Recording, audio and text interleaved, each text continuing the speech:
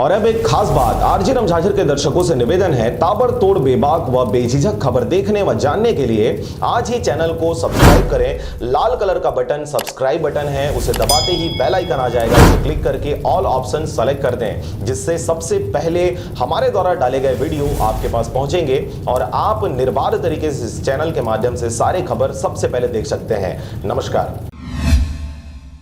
छत्तीसगढ़ स्वास्थ्य संयोजक कर्मचारी संघ काली पट्टी लगा कर रहे विरोध। स्वास्थ्य संयोजक कर्मचारी संगठन अपने मुख्य मांग 2800 ग्रेड पे को लेकर शासन प्रशासन तक लगातार अपनी बात रखते आए हैं, लेकिन अब तक सिर्फ आश्वासन मिला। इसे देख सरकार को अपना घोषणा पत्र याद दिलाते हुए विरोध रूपी काली पट्टी लगाकर स्वास्थ्य संयोजक कर्मचारियों द्वारा काम किया जाएगा, जिसमें पूरे छत्तीसगढ़ के 3000 से भी अधिक स्वास्थ्य संयोजक सरकार से नाराज चल रहे हैं और यही वजह है कि इन सभी के द्वारा काली पट्टी लगाकर इसका विरोध करेंगे। स्वास्थ्य संयोजकों की मांग नहीं मानी गई तो कोविड वैक्सीनेशन के पूर्व अनिश्चितकालीन आंदोलन में जा सकते हैं। पूरे कोरोना काल में अब तक समस्त राष्ट्रीय कार्यक्रम को सुचारू रूप से संचालित करने के साथ प्रतिदिन कोविड टेस्ट भी कर रहे हैं, बावजूद कोई प्रोत्साहन राशि भी नहीं दी जा रही है। ज्ञात हो कि पूरे छत्तीसगढ़ में स्वास्थ्य संयोजक ही वैक्सीनेशन का कार्य करते हैं। पूर्व में मीजल्स रूबेला वैक्सीन भी स्वास्थ्य संयोजकों द्वारा ही की गई थी। इसलिए स्वास्थ्य संयोजक कर्मचारी संघ के संभागाध्यक्ष सुरेश पटेल द्वारा जानकारी दी गई कि अभी 12 दिसंबर को सरकार के घोषणा पत्र को याद दिलाने काली पट्टी लगाकर स्मरण कराया जा रहा है। आगे कर्मचारी संगठन बैठक कर